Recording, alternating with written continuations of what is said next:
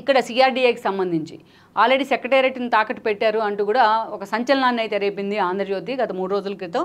దానికి సంబంధించి ప్రతిరోజు కూడా ఒక లీడ్ స్టోరీని అయితే ఇచ్చే ప్రయత్నం అయితే జరుగుతూ వస్తోంది. దానిలో భాగంగానే మనం చూసినట్లయితే జమ చేశామన్న సొమ్మేది మా ఖాతాలో జమ కాలేదే, కోర్టుకు సిఆర్డీఏకి సంబంధించి కాదు కోర్టుకు సంబంధించి కూడా కోర్టుల డెవలప్మెంట్కు కోర్టుల పరిరక్షణకు అదేవిధంగా వాళ్ళ ఏదైతే భవనాల నిర్మాణానికి మౌలిక సదుపాయాలకు కూడా ఆల్రెడీ వాళ్ళ ఖాతాల్లో జమ చేశామంటూ కూడా ప్రభుత్వం పూర్తి స్థాయిలో అబద్ధాలు అయితే చెప్పే ప్రయత్నం చేసింది.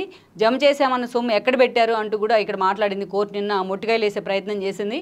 మా ఖాతాలో ఆ సొమ్ము జమ కాలేదంటూ కూడా వాళ్ళు మాట్లాడున్నారు.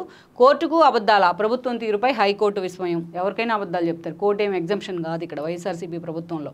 30 కోట్లు జమ చేసినట్టు ఎలా చెప్పారు? ఏజీ చెప్పిన వివరాలను మేము నమ్ముతాం.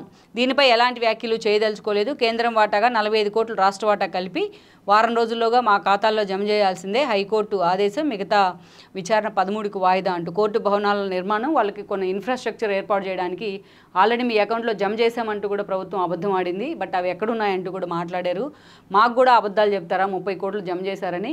కేంద్ర ప్రభుత్వం నుంచి వచ్చే గ్రాంట్స్తో పాటు రాష్ట్ర ప్రభుత్వం ఇవ్వాల్సిన డబ్బులను కూడా వీలైనంత త్వరగా జమ చేయండి అంటూ కూడా ఒక వార్నింగ్ ఇచ్చే ప్రయత్నం అయితే జరిగింది.